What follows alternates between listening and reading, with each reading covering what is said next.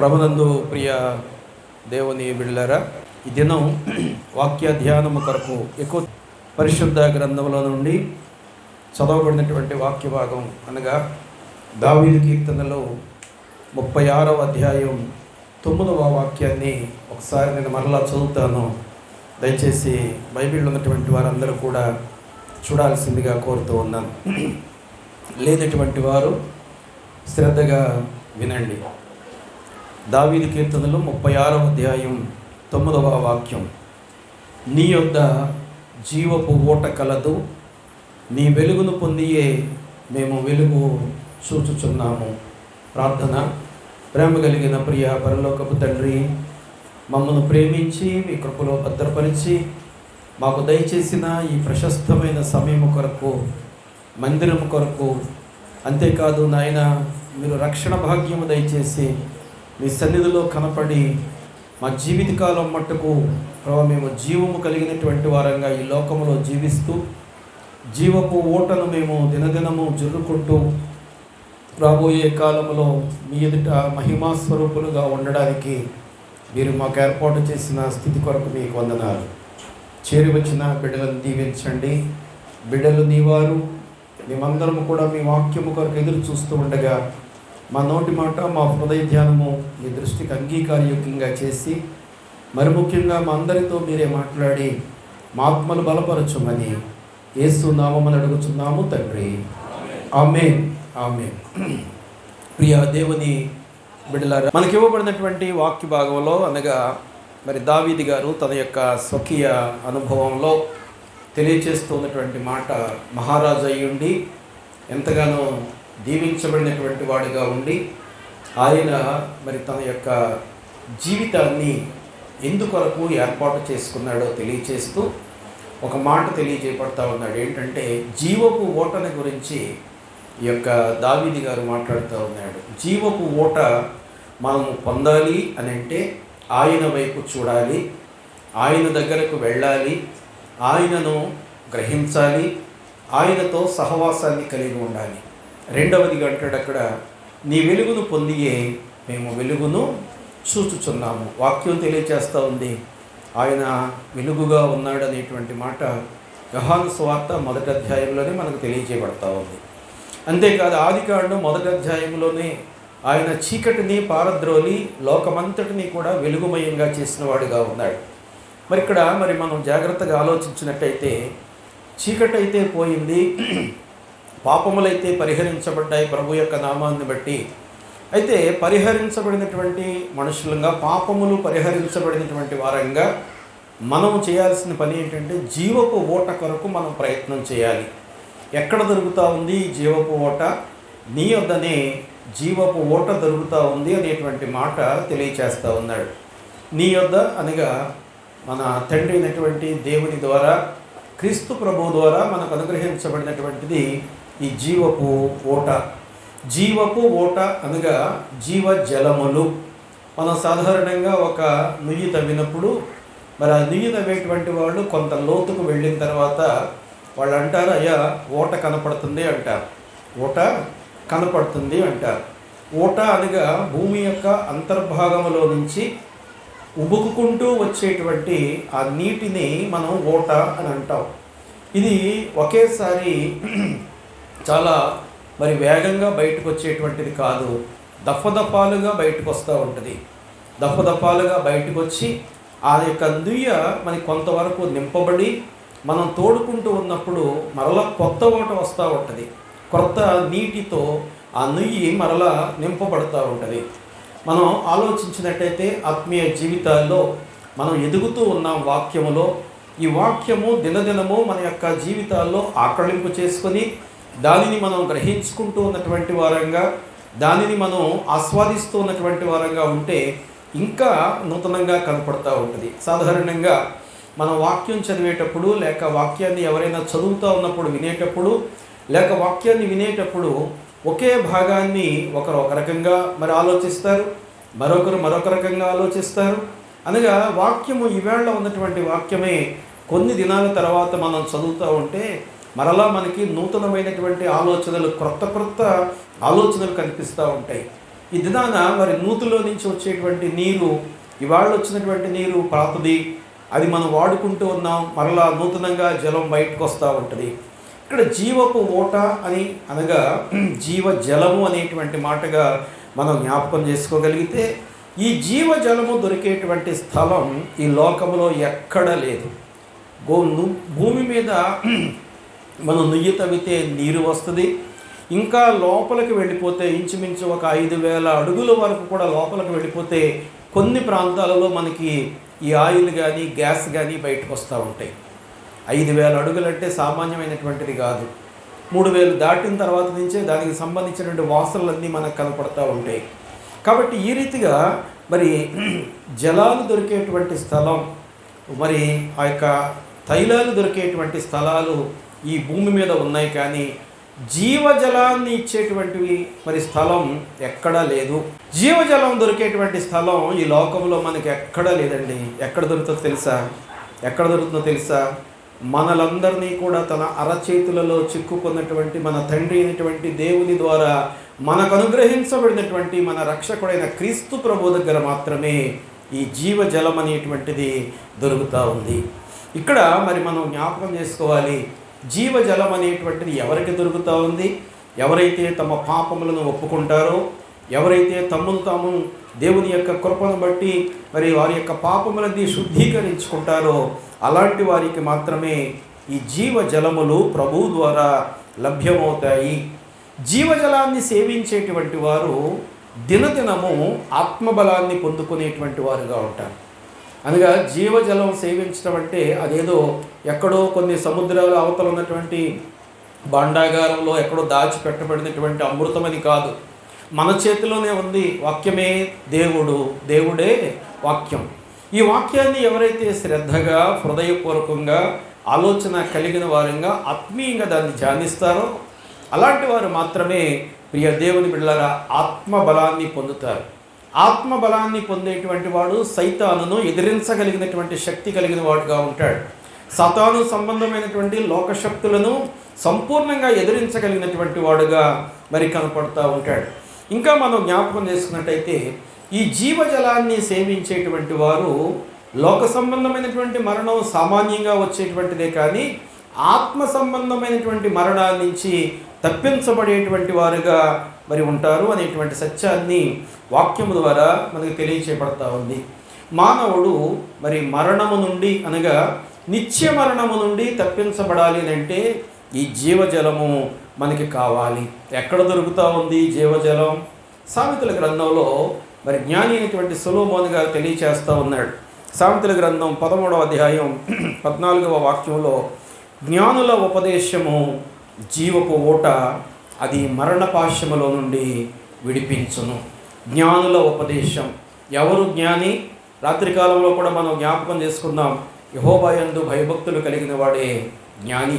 అనగా తన యొక్క సొంత ఆలోచన చొప్పున, తన సొంత నడవడిక చొప్పున, తన సొంత ఉద్దేశాల చొప్పున చేయకుండా దేవునికి సంపూర్ణంగా ప్రతి విషయంలో ఏ వ్యక్తి అయితే మరి స్థానాన్ని ఇవ్వగలుగుతాడో, ఏ వ్యక్తి అయితే తన సమయాన్ని కేటాయించగలుగుతాడో అలాంటి వారి దగ్గరట జీవపు ఓట దొరికేటువంటిదిగా ఉంటుంది. ఆ జీవపు ఓటని పొందుకోవడానికి తగినటువంటి ఆ సామర్థ్యాన్ని మరి వారు కలిగినటువంటి వారుగా ఉంటారు. కాబట్టి దినాల్లో ఎంతమందిని మరి భయభక్తులు కలిగి దేవుని యొక్క సన్నిధిలో మనం కనపడుతూ ఉన్నాం. ఎంతమందిని భయభక్తులు కలిగి మరి ఏర్పాటు చేయబడినటువంటి పరిశుద్ధ బలలో మనం పాలు భాగస్థులుగా ఉండడానికి ఇష్టపడుతూ ఉన్నాం. జాగ్రత్తగా గమనించాలి. జీవపు ఓట నాకు దొరికింది అనుకొని ఆనందిస్తే కాదు, కానీ దానిలో ఉన్నటువంటి సారాన్ని గ్రహించలేకపోతే నువ్వు ఎన్ని సంవత్సరాలు క్రైస్తవుడిగా విశ్వాసిగా పేరు చెప్పుకున్నప్పటికీ అది వ్యర్థమయ్యేటువంటిదిగా కనపడుతూ ఉంది. కాబట్టి జ్ఞానుల ఉపదేశము జీవపు ఓటగా ఉంది. కాబట్టి జ్ఞానము కలిగినటువంటి మాటలు ఎవరు పలుకుతారు? ఆయన యందు సంపూర్ణమైనటువంటి భయము భక్తి కలిగినటువంటి వారే. ఆ మాటలు కఠినంగా ఉండొచ్చేమో ఒకవేళ, కానీ ఆ మాటలు నువ్వు జాగ్రత్తగా నీలో నింపుకోగలిగితే, ఆ మాటలను నీలో మరి వ్యాపింపజేసుకోగలిగితే నీవు సంపూర్ణమైనటువంటి ఆత్మీయ శుద్ధి కలిగినటువంటి వాడుగా దేవుని ఎదుట నిలవబడడానికి సిద్ధపాటు కలిగి ఉంటావు. ఇంకా మనం జ్ఞాపకం చేసుకోవాలి, ఎక్కడ ఈ జీవపు ఓట? నేను ఇందాకే చెప్పాను మీకు, యెహోవా యందు భయభక్తులు కలిగి ఉండుటయే జీవపు ఊట. సామెతల గ్రంథంలో 14వ అధ్యాయం 27వ వాక్యం ఆ మాట స్పష్టంగా తెలియచేస్తూ ఉన్నాడు. ఆ మాట మనం జ్ఞాపకం చేసుకోవాలి. యెహోవా యందు భయభక్తులు కలిగి ఉండుట జీవపు ఊట. 9వ అధ్యాయంలో కూడా మనం చాలా సందర్భాల్లో జ్ఞాపకం చేసుకుంటాం. భయభక్తులు కలిగి ఉంటే వచ్చేటువంటి మేలులన్నీ అక్కడ చెప్తూ ఉంటాడు. ఆ మేలులు ఎవరైతే కలిగి ఉంటారో వారికట జీవపు ఊట దొరుకుతూ ఉంది. అనగా దినదినము వారి యొక్క ఆత్మను నూతనపరచుకోవడానికి దేవుడు వారికి ఒక మార్గాన్ని ఇస్తున్నటువంటి వాడుగా కనపడుతూ ఉన్నాడు. ఈ జీవపు ఊట ప్రభు దగ్గర మాత్రమే దొరుకుతూ ఉంది. దానిని ఇవ్వగలిగినటువంటి సామర్థ్యము కలిగినటువంటి వాడు క్రీస్తు ప్రభువు మాత్రమే. అంతేకాదు ఈ జీవపు ఊట ద్వారా దానిని ఎవరైతే అనగా ఇంకా మీకు బాగా ఈ జీవపు ఊటను ఎవరైతే కలిగి ఉంటారో వారందరూ కూడా మరణము నుండి తప్పించబడతారు. మరణం నుంచి తప్పించబడతారంటే మరి యోబు గారిలాగా మేము ఏమన్నా 210 సంవత్సరాలు బ్రతుకుతామండి, లేకపోతే అంతకుముందు ఉన్నటువంటి వాళ్ళగా 900 బ్రతుకుతాం. ఆ మరణం కాదండి. మరణం అందరికీ కామన్. ఖచ్చితంగా మరణం అనేటువంటిది వస్తూ ఉంది. నిన్ను దేవుడు ఒక పని కొరకు ఏర్పాటు చేసుకుని అది ఉపయోగించుకున్న తర్వాత నా బిడ్డ రా అంటాడు. ఒక్క నిమిషం ఒకసారి నేను చూసి వస్తానంటే నీకు సమయము ఉండదు. కాబట్టి మనకు సమయం ఉండగానే ఈ జీవపు ఊటను లేక దేవుని యందు భయభక్తులు కలిగి ఉండేటువంటి స్థితిని ఏర్పాటు చేసుకొని అభివృద్ధి చేసుకొని ఆయనలో ముందుకు వేరుపారి జీవించేలాగా మనం ఉండాలి అనేటువంటి మాట వాక్యము ద్వారా తెలియచేయబడతా ఉంది. భయభక్తులు కలిగినటువంటి వాడు జీవపు ఊట కలిగి ఉంటాడు.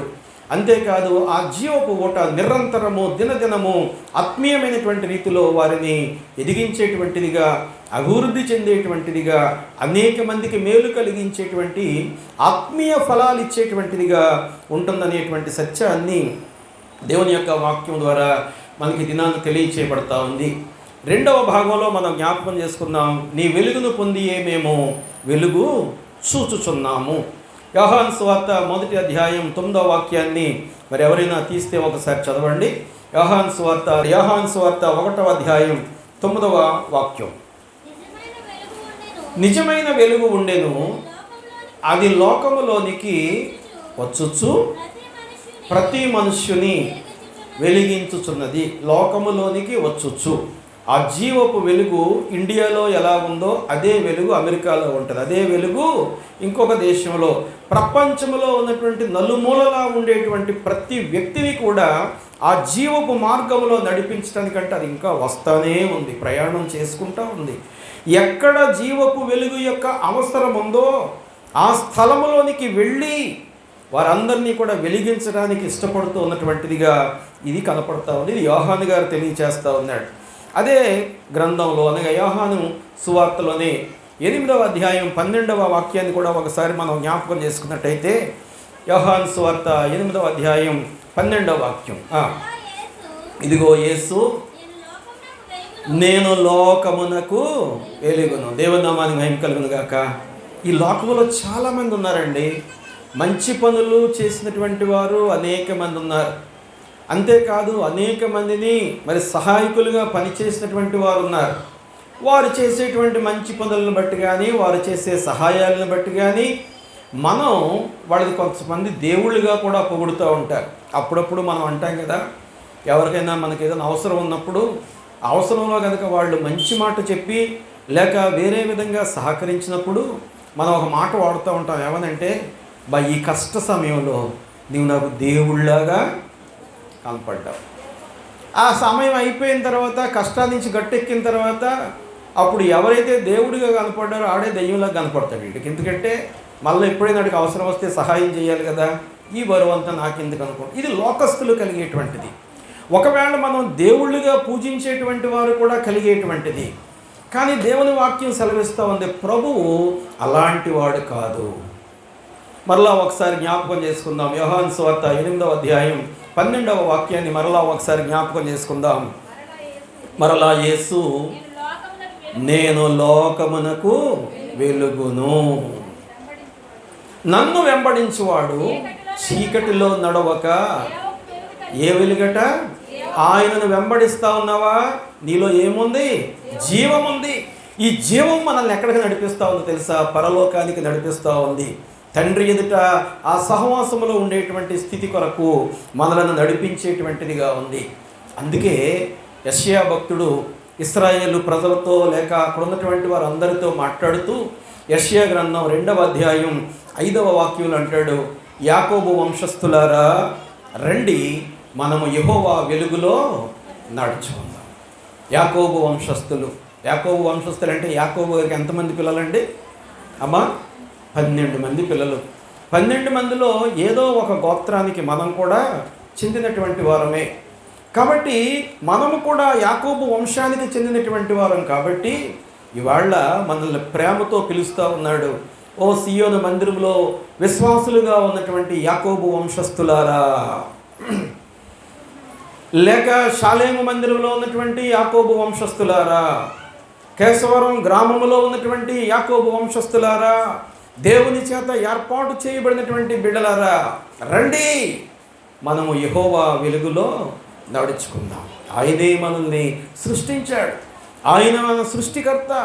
అంతేకాదు మరి కొన్ని దినాలు అయిన తర్వాత ఆయన కుమారుణ్ణి ఈ లోకానికి పంపించి ఒక తేజస్సు కలిగినటువంటి వాడుగా, యేసయ్యలో తేజస్సు ఏముంది? సుమియోన్ అనేటువంటి ఆయన యేసు ప్రభును తన చేతుల్లోకి తీసుకున్న తర్వాత 8వ దినాన మందిరంలోకి వస్తే ఆ బిడ్డ ముఖాన్ని చూస్తూ ఉంటే అంటా ఉన్నాడు, ఆ ముఖంలో చూడగలిగినట ఆ కళ కనపడుతూ ఉంది. ఏమిటా కళ? జీవపును కూర్చున్నటువంటి కళ. ఆ బిడ్డను చూస్తూ ఉండగా ఒక మాట అంటా ఉన్నాడు, నాథా, నీ దాసుని ఇప్పుడు సమాధానముతో పాలిస్తూ ఉన్నావు. నాకే కాదయ్యా, అన్యజనులకు వెలుగుగా నిన్ను కనుపరుచుకోవడానికి నీవు ఒక సాధనంగా ఈ లోకానికి వచ్చావు.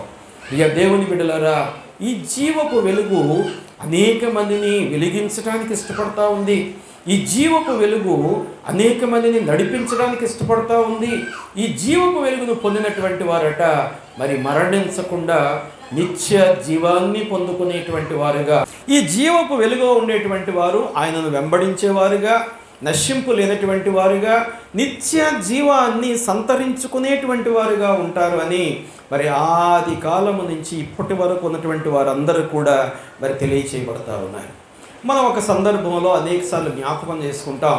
మరి హెబ్రీల యవనస్తులు ఆ బబులోను చెరలోనికి వారు మరి కొనిపోబడి యుద్ధభూమిలో పట్టబడినటువంటి వారుగా ఉండి ఆ దేశానికి వచ్చినప్పుడు మరి దానియేలు గ్రంథం 1వ అధ్యాయం 15వ వాక్యంలో అక్కడ స్పష్టంగా మన కొరకు తెలియచేయబడతా ఉంది. 10 దినములైన పిమ్మట వారి ముఖములు రాజు భోజనము భుజించు బాలురందరి ముఖముల కంటే సౌందర్యముగాను కళగాను. అబ్బా, ఏం భోజనం చేశారట? రాజుగారికి సంబంధించినటువంటి వాళ్ళు చేసిన భోజనం ఏంటంటే మాంసాహారం తింటూ ఉన్నారు, మద్యం తాగుతూ ఉన్నారు, ఏ సమయంలో ఏది కావాలో తింటూ ఆనందిస్తూ ఉన్నారు. చక్కగా బొద్దుగా తయారయ్యారు, లావుగా ఉన్నారు, ముఖాలన్నీ కూడా కుంచుకుపోయి దిమ్మల్లాగా తయారైపోయినాయి. వాళ్ళని చూస్తూ ఉంటే ఎదటివాడికి భయం వేస్తూ ఉంది, పైరు మేన్నో కుస్తీ మేన్నో చూసినట్టు. హెబ్రీయుల యవనస్తులు ఉన్నారు 4, షద్రకు, మేషకు, అబేద్నెగో, దానియేలు, ఇంకా మిగిలినటువంటి వారు కూడా ఉండి వారు అంటూ ఉన్నారు, ఏమనంటే, అయ్యా, మీ భోజనం కాదు కానీ మా దేశంలో మాకున్నటువంటి అలవాటు ప్రకారంగా మాకు శాకాహారం తింటాం, ఒక 10 దినాలు మాకు సమయం ఇస్తావా? ఈ 10 దినాల్లో మా ముఖంలో ఇంకా బాగోలేకపోతే నువ్వు వెంటనే నీవు ఏ ఆహారం పెడితే అది తింటాం, నువ్వు ఏమి ఇస్తే దాన్ని మేము పానంగా చేసుకుంటాం. ప్రియ దేవుని బిడ్డలారా, 10 దినములైన తర్వాత చూడాల ముఖాలు ఎలాగున్నాయట? రాజు భోజనము భుజించు బాలురందరి ముఖముల కంటే సౌందర్యముగాను కళగాను ఉన్నాయట. ఏంటి? వీళ్ళు చేసేటువంటి భోజనాన్ని బట్టి కాదు, వారు కలిగినటువంటి ఆత్మీయ స్థితిని బట్టి, వారు కలిగినటువంటి దేవుని యొక్క నామాన్ని బట్టి తినేటువంటిది కొంచెమే కానీ వారి ఆత్మంతా కూడా వికసిస్తూ ఉన్నటువంటిదిగా ఉంది. దినదినము వారు దేవునితో ఉన్నటువంటి సహవాసాన్ని బట్టి ఆ సంతోషాన్ని మరి కలిగినటువంటి వారుగా ఉన్నారు. వారు ప్రార్థన ద్వారా దేవుని యొక్క జ్ఞానాన్ని పొందుకుంటూ ఉన్నారు. దేవునితోటి సహవాసము చేస్తూ ఆయన మాటలు అంగీకరిస్తూ ఉన్నటువంటి వారుగా ఉండి ఆయన వైపే తమ దృష్టి అంతా కూడా కేంద్రీకరిస్తున్నటువంటి వారుగా ఉంటూ ఉండగా వారి ముఖాలు కళగా కనపడతా ఉన్నాయి. రాజు భోజనము తినేటువంటి వారి ముఖాలట మరి చూడలేనంత దరిద్రముగా తయారైపోయినాయట. ఎందుచేత ఇదే దానియేలు గ్రంథంలో 2వ అధ్యాయం 18వ వాక్యాన్ని మనం జ్ఞాపకం చేసుకోగలిగితే, దేవుని కటాక్షము పొందు నిమిత్తము ఆయనను వేడుకొనుడని హెచ్చరించెను. దానియేలు గారికి ఒక తాకీదు ఇచ్చాడు మరి రాజుగారు.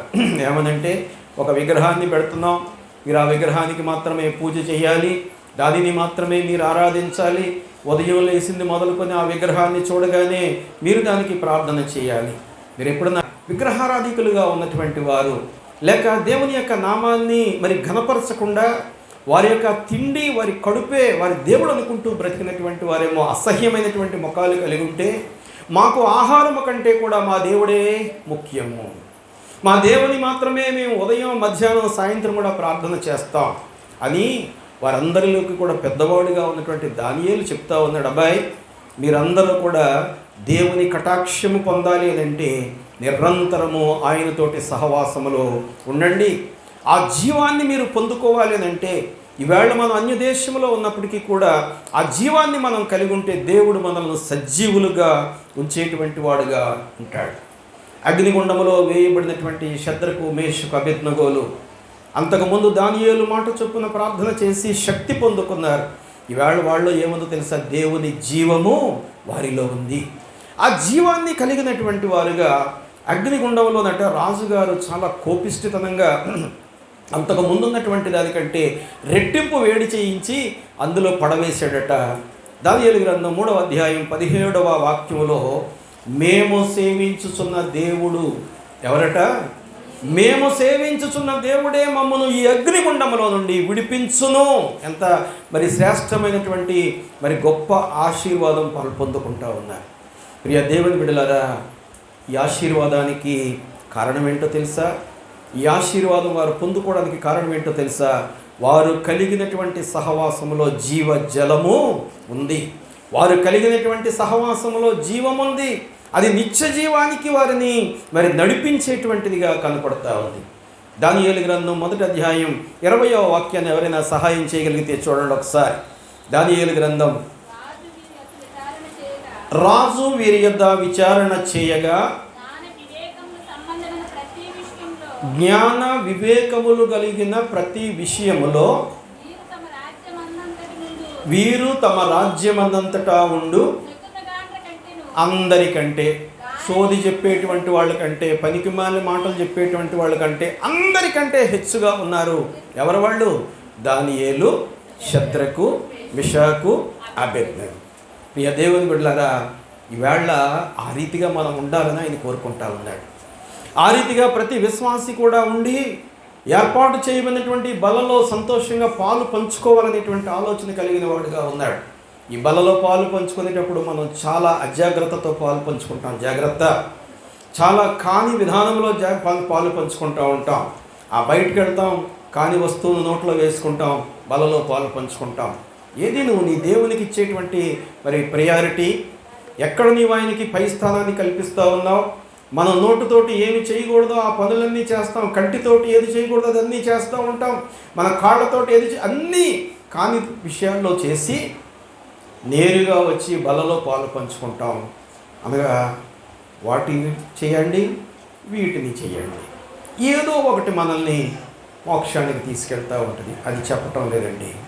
అన్య దేశంలో ఉండి ఈ నలుగురు యవనస్తులు కూడా దేవునితోటి సహవాసము కలిగిన వారుగా ఆ సంబంధాన్ని విడిచిపెట్టుకోకుండా వారు ఏం చేస్తూ ఉన్నారో తెలుసా? వారి యొక్క ఆత్మీయ జీవితాలు బలపరుచుకుంటున్నటువంటి వారుగా ఉన్నారు. అందుకే జ్ఞాని అయినటువంటి సొలొమోను గారు అంటాడు కదా, ఇందాక మనం చదువుకున్నాం సామెతల గ్రంథం 14వ అధ్యాయం 27వ వాక్యంలో, యెహోవా యందు భయభక్తులు కలిగి ఉండుట జీవపు ఊట. అది దినదినము నీలో నుంచి రావాలి. నూతిలోకి క్రొత్త నీరు ప్రతిరోజు ఎలాగ వస్తూ ఉందో, ఆ యొక్క లోపల నుంచి వచ్చేటువంటి నీరు ఏ రీతిగా మరి రుచికరంగా ఉంటుందో. ఇంకొక విషయం తెలుసా మీకు? ఒక ఇంట్లో మనం ఇప్పుడు నుయ్యలు తవ్వటం లేదు కదా, అందరూ బోర్లు వేయిస్తూ ఉంటాం. ఆ బోరు వేయించినప్పుడు మొదట వచ్చేటువంటి నీళ్లు చప్పగా ఉంటాయి. ఆ బోరు వేసేటువంటి వాడు చెప్తాడు ఏమనంటే, అమ్మా మేము ఇదే లైన్లో కొంత దూరంలో ఒక బోరు వేసాం. ఆ బోర్లో మరి ముందు ఇలాగే వచ్చినాయి నీళ్లు, కొన్ని దినాలు అయిన తర్వాత ఇప్పుడు ఆ బోర్కే ఊరందరూ వెళ్ళి తెచ్చుకుంటున్నారమ్మా, చాలా మంచి నీళ్లు వస్తాయి. అనగా మొదటి దినాల్లో ఒకవేళ చప్పగా ఉండొచ్చేమో కానీ ఆ ఊట దినదినమూ పైకి వస్తూ ఉంటే దానిలో రుచి ఏమవుతూ ఉంది? పెరుగుతూ ఉంటుంది. ఆ రుచి మనం గ్రహించగలిగితే, ఆ రుచిని మనం ఆస్వాదించగలిగితే, ప్రియ దేవుని బిడ్డలారా, ఆయన వైపు చూస్తూ ఆయన సహవాసంలో ఉండగలిగేటువంటి వారంగా ఉంటాం. కానీ ఆ సహవాసాన్ని మనం కోల్పోతూ ఉన్నటువంటి వారుగా ఉన్నాం.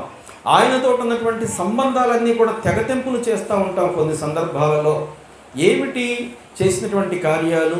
ఇశ్రాయేలు ప్రజలను ఉద్దేశించి దేవుడైన యెహోవా ఒక మాట తెలియచేస్తూ ఉన్నాడు. ఏమిటంటే ఇర్మియా గ్రంథం 2వ అధ్యాయం 13వ వాక్యం. ఇర్మియా గ్రంథం 2వ అధ్యాయం 13వ వాక్యంలో, నా జనులు 2 నేరములు చేసి ఉన్నారు. ఎన్ని నేరాలట? 2 నేరాలు చేశారట. ఎప్పుడు కూడా 2 ఉంటాయి కదా. అయితే పాపం లేకపోతే పుణ్యం, అయితే మంచి లేకపోతే చెడు, అయితే ఆడపిల్ల లేకపోతే మగపిల్ల, ఇంతే 2. నా జనులు 2 నేరాలు చేశారు. మొదటి నేరం, జీవజలముల ఊటనైన నన్ను విడిచి ఉన్నారు. ఎంత ఘోరమైన పాపం అండి ఇది. ఎరిగి చెడిపోయినటువంటి వారు. ఎరిగి చెడిపోతివి మనసా, ఇక నీ దిక్కెవ్వరు చెప్పుమా. ఎరిగాం, ప్రభు ఎవరో తెలుసు, ఆయన మనకు చేసిన మేలేంటో తెలుసు. దినదినము మేలులు పొందుకుంటూ ఉన్నాం, దినదినము ఆస్వాదిస్తూ ఉన్నాం, దినదినము ఆనందిస్తూ ఉన్నాం. కానీ ఒక్కసారి లోకం వైపు చూస్తూ ఉన్నాం. లోతు భార్య ఒకసారి లోకం వైపు చూసింది. ఇంత కష్టపడి కట్టుకున్నామే ఈ గృహం, ఈయనేంటంటే కొండ మీదకు పోమంటున్నాడు అనుకుంది. వెనకగా చూడగానే ఏమైపోయింది? ఒక రాతి విగ్రహంలాగా తయారైపోయింది. దేవుని యొక్క సంపూర్ణ శ్రేష్టత ఎరిగి ఉండి ఒకవేళ వెనకకు చూస్తూ ఉన్నావా? జీవజలాలు సేవించకుండా, ఆ జీవజలాల్లో ఉన్నటువంటి రుచిని నువ్వు గ్రహించకుండా నీ ఆత్మీయ జీవితాన్ని పాడు చేసుకుంటా ఉన్నావా? ప్రియ దేవుని బిడ్డలారా, ఆయనతోటి సహవాసం తెగిపోతూ ఉంటుంది. జాగ్రత్త. మొదటిగా, నా జనులు జీవజలముల ఓటనైన నన్ను విడిచి ఉన్నారు. రెండవదిగా అంటారు, తమ కొరకు తొట్లను, అనగా బద్దలైపోయి నీళ్లు నిలవబడని తొట్లను తొలిపించుకున్నారు. ఇక్కడ మరి వాళ్ళు చేస్తున్న పని ఏంటంటే జీవజలాన్ని విడిచిపెట్టారు మొదటిగా. రెండవదిగా, మేము సంపాదించలేమా, మా దగ్గర జీవజలం దొరకదా? వీళ్ళ జీవజలం అంతా ఎక్కడంటే ఆలోచన, ఎంతసేపు ద్రాక్షరసం తయారు చేసుకోవాలి, అది పొలవ పెట్టుకోవాలి, పీకల దాకా తాగాలి, ఒళ్ళలిసిపోయేదాకా తిరిగి పడాలి. సరే, తొలుస్తూ ఉన్నారు. కానీ వారు తీసుకున్నటువంటి రాయి ఎలాంటి రాయో తెలుసా? ఎలాంటిదో తెలుసా? పగిలిపోయినటువంటి రాతిని తొలుచుకుంటా ఉన్నారు వాళ్ళు. ఆ ద్రాక్షకాయలు దాంట్లో పోసి రసాన్ని తయారు చేస్తూ ఉన్నారు. కానీ పాపం ఆ జీవజలాన్ని అనుకుంటూ పోసుకుంటా ఉన్నారు ఆ నీటిని. కానీ దానిలో చుక్క కూడా నిలవబడటం లేదు. కారణం ఏంటో తెలుసా?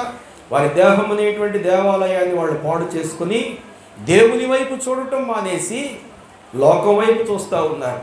తమ బలం మీద వారు నమ్ముకున్నారు, తమ యొక్క శక్తి మీద నమ్ముకున్నారు, తమ జ్ఞానాన్ని నమ్ముకున్నారు. దేవుని యొక్క జ్ఞానాన్ని విడిచిపెట్టినటువంటి వారుగా ఉన్నారు. 2 తప్పులే చేశారండి వాళ్ళు. మొదటి తప్పేమో జీవజలాలకి దూరంగా వెళ్ళిపోయారు. రెండవ తప్పు ఏం చేశారో తెలుసా?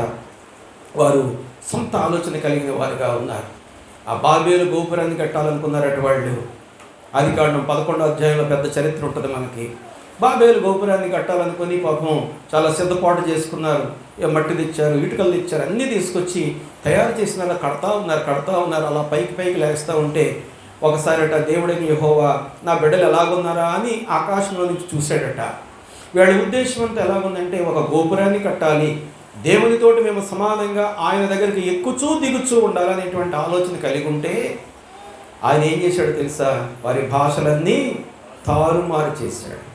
వీర్రాజు గారు వచ్చి అంటా ఉన్నాడు, రే నాకు ఇటుకలు పట్టారా బాబు అంటా ఉన్నాడు. వాడేం చేస్తాడో తెలుసా? ఇసుక పట్టుకొచ్చి పోస్తూ ఉన్నాడు అక్కడ. ఆయన చెప్పేటువంటి ఇటుకలు తెచ్చేవాడికి ఎలాగ అర్థమైంది? ఇసుకలాగా అర్థమైంది.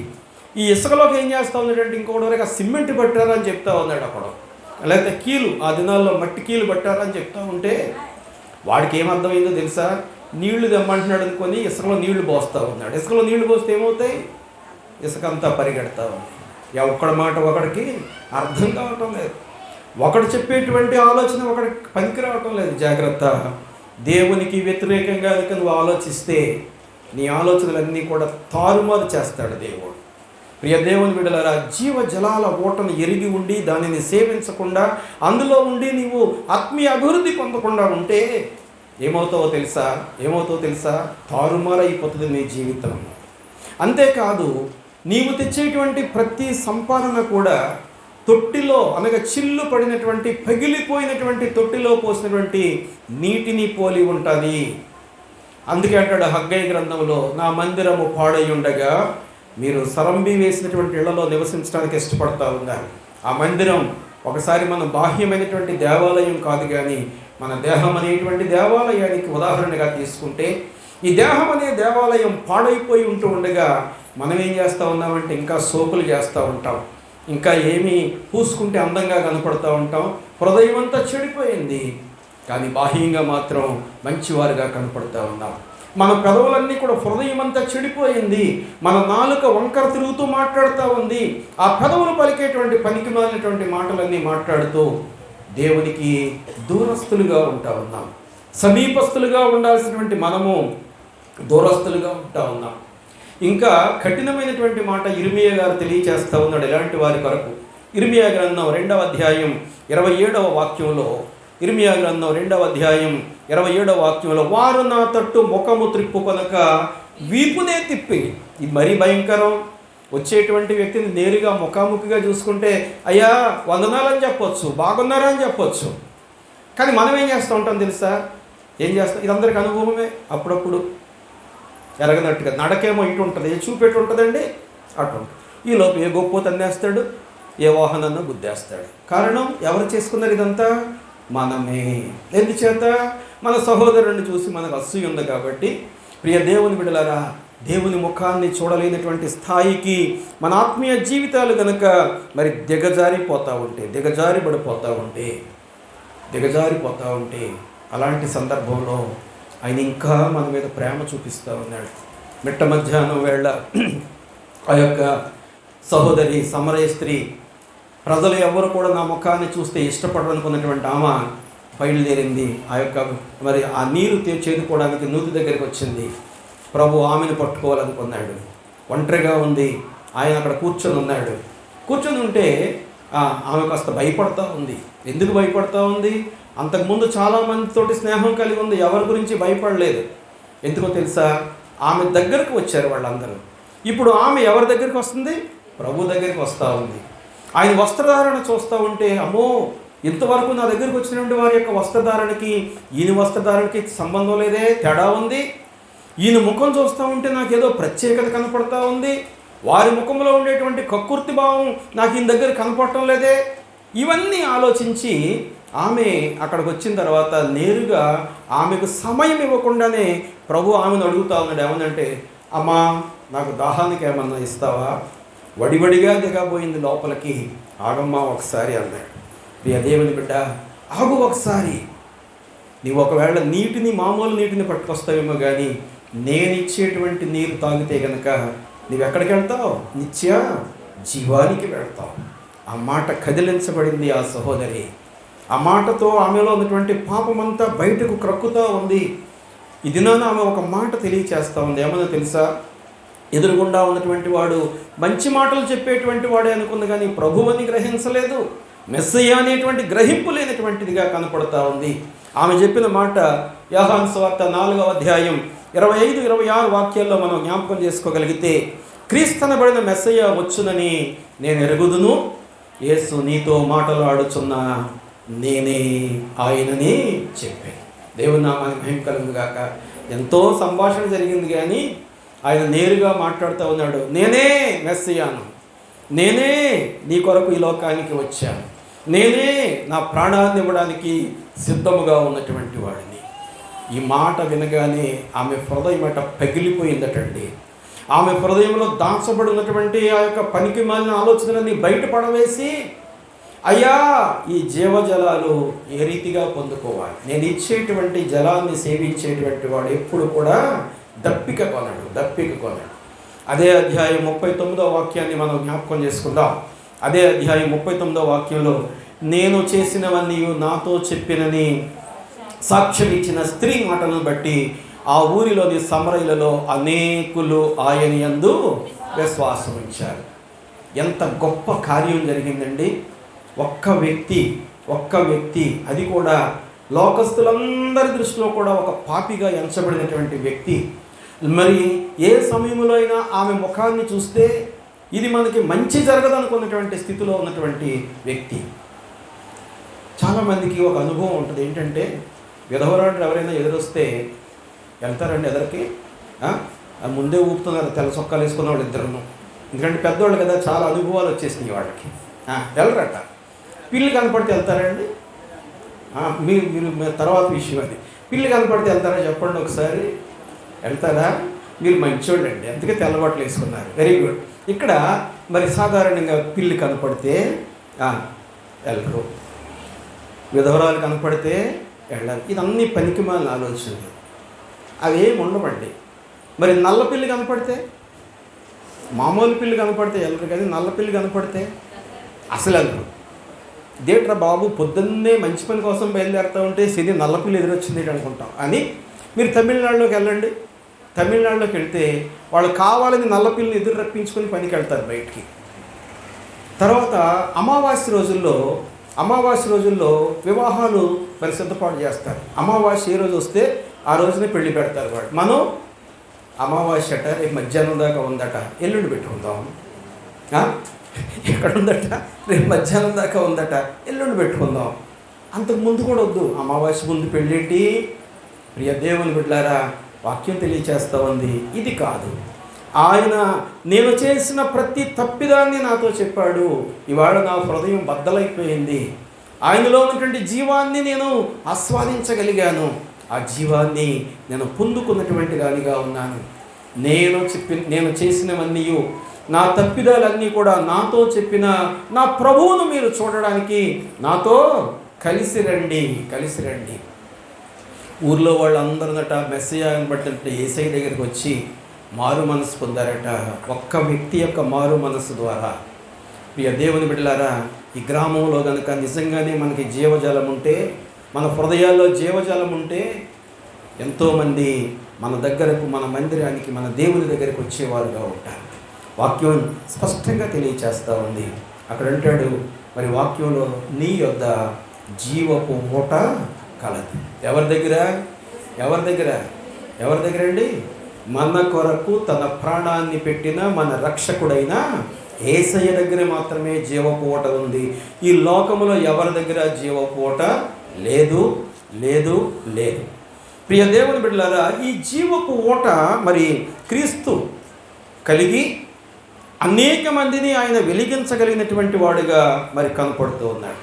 దేవుని యొక్క మరి వెలుగును కలిగినటువంటి ముఖాలట ఎంత తేజస్సు కలిగినవిగా ఉన్నాయో మనం జ్ఞాపకం చేసుకుందాం.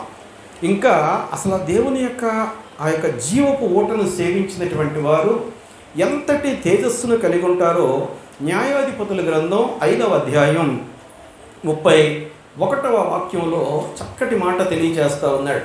న్యాయాధిపతుల గ్రంథం 5వ అధ్యాయం 31వ వాక్యములో ఆయనను ప్రేమించువారు బలముతో ఉదయించు సూర్యుని వలె. మిట్ట మధ్యాహ్నం సూర్యుని చూడాలంటే మన కళ్ళు సరిపోవగాని ఉదయించేటువంటి సూర్యుడిని చాలా ఇష్టంగా చూస్తాం మనందరం కూడా. ఎందుకంటే ఎరుపు రంగులో నుంచి అలా అలా అలా అలా అలా పైకి వస్తూ ఉంటే ఎంత అందంగా ఉంది అనేటువంటి ఆలోచన. అనగా మనము కూడా విశ్వాస జీవితంలో ప్రభువుతో అంటకట్టబడినటువంటి వారంగా ఎదుగుతూ ఉంటే, ప్రియ దేవుని బిడ్డలారా, మనలో నుంచి వచ్చేటువంటి ఆ వెలుగుందు చూసారా, అది అనేకులకు మార్గాన్ని చూపించేటువంటిదిగా ఉంటుంది, అనేకులను ప్రభు దగ్గరకు నడిపించేటువంటిదిగా ఉంటుంది. అందుకే యేసయ్య కొండ ప్రసంగంలో మత్తయి సువార్త 5వ అధ్యాయం 14వ వాక్యంలో అంటాడు కదా, మీరు లోకమునకు వెలుగై ఉన్నారు. ఈవేళ ఎంతమంది మీ మంచి దివిటీల్లాగా ఉన్నాం, ఎంతమంది మీ దీపస్తంభాల మీద పెట్టబడినటువంటి మరి వెలుగు కలిగినటువంటి వారంగా ఉన్నాం, ఎంతమంది మీ దేవుని కొరకు మరి ఆ వెలుగును అనేక మందికి ప్రసరింపచేసేటువంటి వారంగా మరి కనపడుతూ ఉన్నాం. ఈ వెలుగు మనకి ఎవరి ద్వారా వస్తుందో తెలుసా? మన ద్వారా ఈ వెలుగు రాదు. మనం కలిగినటువంటి మన ప్రభువును బట్టి మాత్రమే మనలో ఉండేటువంటి ఆ వెలుగు అనేక మందికి ప్రసరింపగలగాలి. 2వ సమూయేలు గ్రంథం 22వ అధ్యాయం 29వ వాక్యంలో అక్కడ ఈ వెలుగును గూర్చి మరి గొప్ప మాట తెలియజేస్తూ ఉన్నాడు. యెహోవా నీవు నాకు వెలుగై ఉన్నావు, యెహోవా చీకటిని నాకు వెలుగుగా చేయు, చీకటిని నాకు వెలుగుగా చేయను. మన జీవితాలు చీకటిమయం, అంధకారమైనటువంటి జీవితం అనగా పాప సంబంధమైనటువంటి అంధకారంలో జీవిస్తూ ఉండగా రోమా సంఘానికి రాస్తూ పౌలు గారు 5వ అధ్యాయంలో అంటాడు, మీరు పాపములో జీవిస్తూ ఉండగా తగిన కాలంలో క్రీస్తు ప్రభు మీ కొరకు ఒక శ్రేష్టమైన కార్యాన్ని చేసిన వాడుగా, అనగా పాపముల చేత అపరాధముల చేత చచ్చిన స్థితిలో ఉంటూ ఉండగా మనలో ఆయన రక్షించుకొని ఆయన బిడ్డలుగా చేసుకున్నాడు. ప్రియ దేవుని బిడ్డలారా, ఈ వెలుగును మనం పొందాలి అని అంటే ఎక్కడికి వెళ్దాం? ప్రభు దగ్గరికి వెళ్దామా, లేక బెత్లెహేము వెళ్దామా, యెరూషలేము వెళ్దామా, లేకపోతే ఇంకెక్కడికో వెళ్ళి పవిత్ర స్థలాలన్నీ దర్శనం చేసి వద్దామా? అక్కర్లేదండి. 119వ కీర్తనలో కీర్తనాకారుడు అంటాడు, 105వ వాక్యం, నీ వాక్యము నా పాదములకు దీపం. ఆ దీపాన్ని మన దగ్గర ఉంచుకోవాలి. ఆ వెలుగును మనం కలిగి మన యొక్క ఆత్మీయ జీవితాలు కనుపరుచుకోగలిగితే, ఇదిగో ఇందాక సుమియోన్ అంటా ఉన్నాడు, అన్యజనులకు నిన్ను వెలుగుగా కనుపరుచుకుంటా ఉన్నాం. మనమందరం కూడా అన్యజనుల్లోంచి పిలువబడ్డాం. ఆ వెలుగును పొంది మనం ఈ దినాన్న వెలుగుమయంగా ఉన్నటువంటి వారంగా ఉన్నాం. ఎందుచేత తెలుసా? ఆ వెలుగు పొందక ముందు మనం చీకటిలో జీవించాం. ఎఫెసీ సంఘానికి పౌలు గారు రాస్తూ 5వ అధ్యాయం 8-9 వాక్యాలు అంటాడు కదా, మీరు పూర్వము చీకటి అయి ఉంటిరి, ఇప్పుడైతే ప్రభువునందు వెలుగై ఉన్నారు. ఎవరిని బట్టి మనకు వెలుగు వస్తుందండి? ప్రభువుని బట్టి మాత్రమే. నిజానికి మనం అందరం కూడా పాపిష్టి వాళ్ళం, పాపము చేసినటువంటి వాళ్ళం, దేవునికి దూరపరచబడినటువంటి వాళ్ళం. అయినప్పటికీ కూడా కేవలం ఆయన ఉచితమైనటువంటి కృపను బట్టి పూర్వము పాపములో జీవించాం. పూర్వం మన జీవితం అంతా అపరాధాలతోటి నిండిపోయింది. పూర్వం మనం దేవునికి దూరస్థులుగా ఉన్నాం, ఇదిగో ఇప్పుడు సమీపస్థులుగా ఉన్నాం. యెషయా గ్రంథం 57:19 అంటాడు కదా, మునుపు దూరస్థులైనటువంటి మీరయ్యా. ఆయన సమాధానం ఎవరికి ఇస్తా ఉన్నాడు తెలుసా? దూరస్థులకు ఇస్తా ఉన్నాడు, సమీపస్థులకు ఇస్తా ఉన్నాడు, ఎరిగిన వారికి ఇస్తా ఉన్నాడు, ఎరగని వారికి ఇస్తా ఉన్నాడు. ఏ జాబితాలో ఉన్నావు నీవు? సమీపంగా ఉండి ఆయన యొక్క ప్రేమను పొందుకుంటే నీలో జీవం వస్తుంది. దూరంగా ఉండి ఆయన ప్రేమ కావాలి అనుకుంటే ఇంకా వస్తూ ఉంటుంది. కానీ నీ సమయం ఈ లోకంలో ఎప్పుడు ముగిసిపోతా ఉందో నీకు తెలియదు. కాబట్టి ఇదిగో సమయం ఉండగానే వాక్యం తెలియజేస్తూ ఉంది. ఎఫెసీ పత్రిక 5వ అధ్యాయం 8వ వాక్యంలో 9వ వాక్యం అంటాడు, మీరు పూర్వము చీకటి అయి ఉంటిరి, ఇప్పుడైతే ప్రభువునందు వెలుగై ఉన్నారు. వెలుగు ఫలాలు ఏంటో చెప్తా ఉన్నాడు అక్కడ. ఇవన్నీ మనం కలిగి ఉన్నామా లేదా కూడా ఒకసారి ఆలోచిద్దాం. వెలుగు ఫలాలు మంచితనము, నీతి, సత్యముతో కూడిన సత్యము వాటిలో కనబడుచున్నాయి. ఏంటట? వెలుగు ఫలాలు. మొదటిగా మంచితనం, రెండవదిగా నీతి, మూడవదిగా సత్యం. అన్నీ కలిగి ఉంటామండి. మంచితనం కలిగి ఉంటాం, పక్కవాడికి అన్న కావాలి తెస్తూ ఉంటాం, అప్పుడప్పుడు మంచి మాటలే మాట్లాడుతూ ఉంటాం, నీతి కలిగిన మాటలు. కానీ సత్య సంబంధమైన జీవితం జీవించడమే ఈ లోకంలో మానవుడికి కష్టమైనటువంటి పరిస్థితి. ఎందుకో తెలుసా? సత్యం అనగా ఎవరు? తండ్రిని పోలి జీవించాలి అంటే దేవుడు ఆత్మ గనుక ఆయనను ఆరాధించేవారు ఆత్మతోనూ సత్యముతోనూ, అనగా నీతి, నిజాయితీ, యథార్థత, న్యాయము విడిచిపెట్టకుండా ఆయన నామాన్ని ఎవరైతే ఆరాధించగలుగుతారో వారందరి నిమిత్తం తెస్సలోనికయ సంఘానికి మొదటి పత్రికలో పౌలు గారు రాస్తూ 5వ అధ్యాయం 5వ వాక్యములో, మీరందరూ వెలుగు సంబంధులను పగటి సంబంధులనై ఉన్నారు. ఈవేళ మనం ఏ సంబంధులం అండి? వెలుగు సంబంధులం. ఎందుకో తెలుసా? మనలో జీవం ఉంది, మనలో జీవపు ఓట ఉంది, మనలో దైవ సంబంధమైన వెలుగు ఉంది. నీ వెలుగును చూచి మేము వెలుగు పొంది ఉన్నాము. ఆయన యొద్దనే జీవపు ఓట కలదు. ప్రేమ కలిగిన ప్రియ పరలోకపు తండ్రి, మమ్మల్ని ప్రేమించి మాకు అనుగ్రహించిన ఈ శ్రేష్టమైన సమయం కొరకు మీకు వందనాలు. అయినా మేమందరం కూడా జీవజలాలు సేవించేటువంటి వారంగా, జీవపు ఓటను కలిగి మంచితనము, నీతి, సత్యముతో కూడినటువంటి జీవితాన్ని ఈ లోకములో మేము కలిగి అనేక మందికి నాయనా మేము వెలుగును, ఆ జీవపు ఓటను ప్రసరింపచేసేటువంటి శక్తి దయచేయమని యేసు నామమున అడుగుచున్నాము తండ్రి.